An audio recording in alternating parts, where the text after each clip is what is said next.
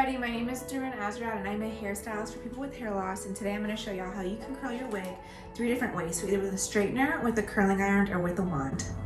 So whenever you're doing any sort of heat styling, I like to tell my clients 2 things before y'all get started.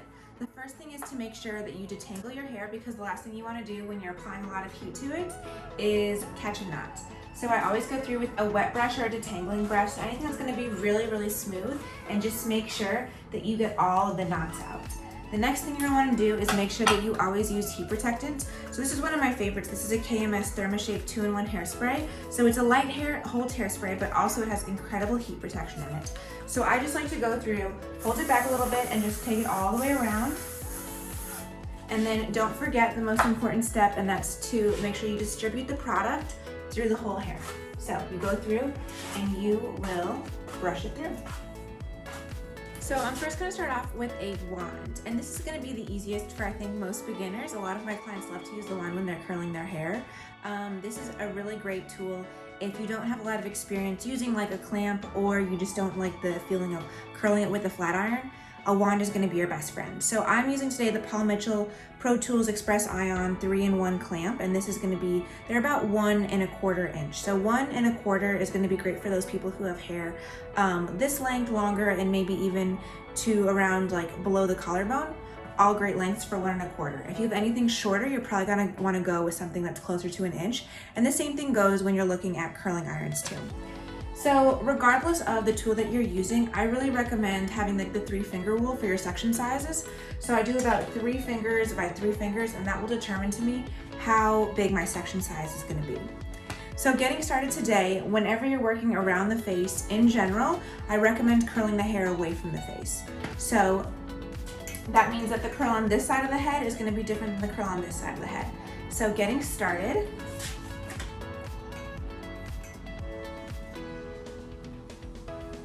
my first section about 3 fingers by 3 fingers.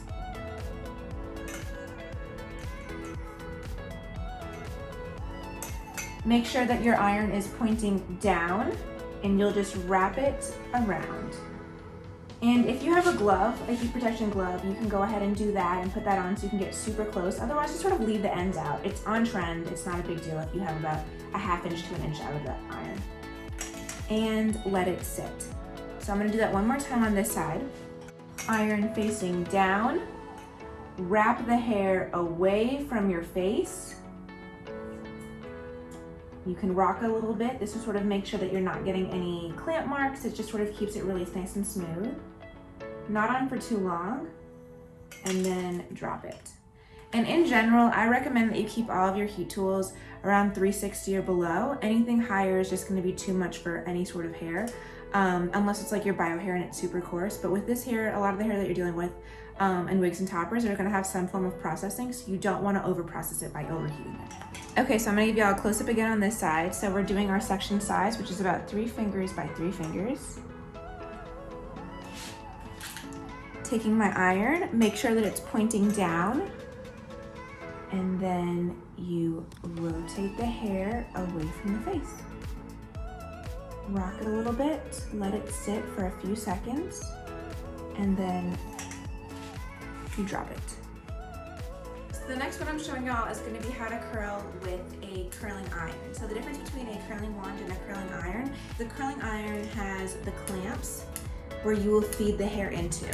So if you have one of these at home and you feel uncomfortable using it, I know a lot of people who will kind of use this like a wand, either just like wrapping it above where the clamp is, so just sort of like the hair goes on top of it, or they'll hold it open, wrap the hair in, and close it for a little bit. So that's a great beginner way if you're just getting used to using a curling iron. If you want to use your curling iron the way that your hairstylist might at the salon, I'm also going to show you how to do that. So we're going to actually go to the other side for this one.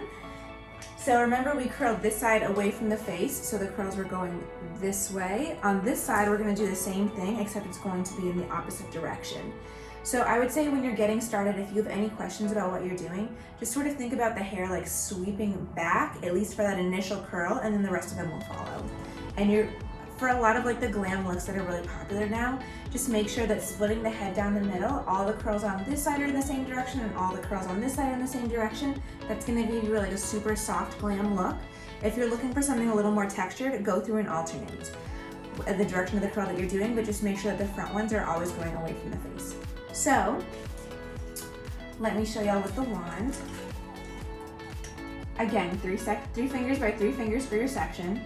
And if you're having trouble with your section sizes or feel like you can't pull the hair out the way you want to, go ahead and get some sectioning clips and just section out the hair. That's gonna make your life a lot easier.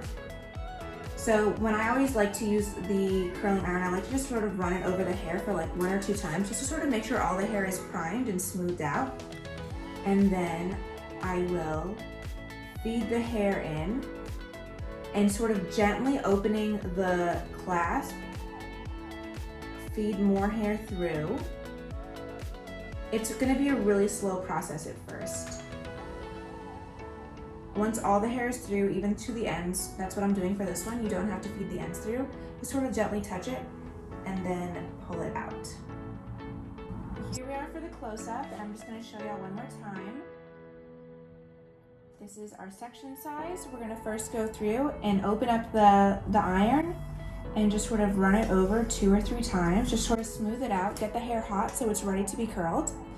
Then we're gonna go through, so on this side we're actually keeping the iron sort of up rather than down like we did with the wand. And I'm just going to kind of have my finger on the clasp, slowly opening it so I can feed more hair in.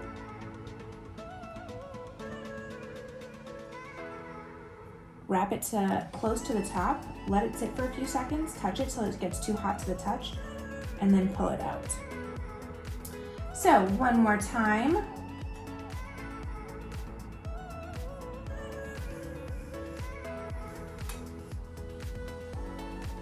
Keep it up. I have my fingers, you can see, on the clamp, just to sort of feed more hair through. Gently open up the clamp slowly so you can get more hair in there. Wrap it in there, and then when it's too hot, you pull it down. This one is going to be a little bit more advanced than the other ones, and I know that for when I was getting started out, I really recommend to my clients to either not have the heat on and just sort of practice the motions, or honestly like watch videos like this one and just sort of practice with the tool to make sure that you're getting all of the hand motions, the wand or the iron is going exactly the way you want it to, because all this comes down to, it's kind of like dance. Like you just want to make sure that your body positioning, the tools, everything is going in the right direction so that you can get a gorgeous curl. For my clients who are starting off with their iron and just feel a little bit uncomfortable with it, I also want to show you how you can use an iron at home but not have to worry about using all the clamp the way that I just showed you. So there's 2 different ways, kind of like how I described. You can either just sort of use this as a wand, and if you're to do that, I would still recommend using this and just sort of gently getting the hair hot. Okay, and then I would use it the same way, like as if it were a wand, where you're just sort of like pulling the hair around it away from the face, rocking it back and forth, and then just dropping it. Still a super gorgeous curl. The other way that you can do it that some of my clients love to do is to take the hair, again, get it a little hot, use it like a wand, but keep the clamp open, and then just sort of tap the clamp and then let it go. Also going to give you a super gorgeous curl. So if you're uncomfortable with the feeding method, these are also 2 great ways, if you have one of these at home or thinking about getting one, that you can use it without having to feed it through the hair. So finally, I'm going to show you how you can curl your hair using a flat iron. So if you're a beginner with a flat iron and curling hair, I really recommend getting one that has curved edges. So you can sort of see it has curved edges, which just makes it really easy to get a good, smooth, gorgeous curl. Sometimes flat irons come with like more rectangular or squared off edges. Those are really great for when you're straightening your hair. They can be used to definitely curl the hair. Just if you're a beginner, this is gonna make your life a little bit easier. So the one I'm using today is gonna be the GHD Platinum Plus Styler. It's one of my favorite behind the chair. So I'm gonna show y'all how we go ahead and curl hair using a flat iron. So I kind of tell people it's kind of like getting a ribbon curled with scissors. It's sort of a similar principle. So it's going to be 3 simple steps. You're going to want to take your section. I'm going to do the same thing. I'm just going to like run it over. We're not trying to get it straight here. We're just trying to get the hair hot. Then you put it in, you twist it, and then you twist it down. And here's your curl. So I'm gonna show y'all again, and then we're gonna go up close. Your section, get the section a little hot, just really gently and fast. So you're gonna put it in, feed it through the hair, twist it, and then run it down slowly. So really similar to how you would create a ribbon curled with scissors. So one more time, get it hot, clamp it, twist it. For this, I do a full 360, but you could do a 180, and then just slowly bring it down, keeping the same pressure throughout. And there's our curl. And sometimes with this method, just like when you're wrapping presents, if you feel like it's getting a little too curly for you, once it's out of the iron and it's still hot, you can either like pull it down or just really quickly run it over with a flat iron super gently. And that'll loosen up the curl for you. Okay, I'm gonna give you an up close view of this. So we're taking our section.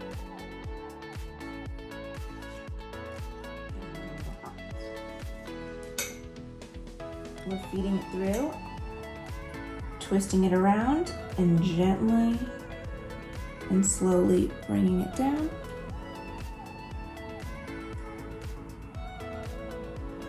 And there's your curl. So one more time, take your hair, and get it a little hot, clamp it down, give it a 360, and gently bring it down the hair. And there's your curl. Alrighty y'all, so now you have curled your wig, and I hope that you're a little more confident curling your wig with either a curling wand, a curling iron, or a flat iron. Now it is time for the last and most important step, which is to brush out those curls so you do not look like you're going to a dance recital. So you can either use your fingers, you can use a detangling brush like the wet brush I used at first, or you can use a wide tooth comb, whatever gets the job done. So you'll sort of go through using whatever method you're doing and just break up those curls so that you have a gorgeously curled wig. Thanks y'all.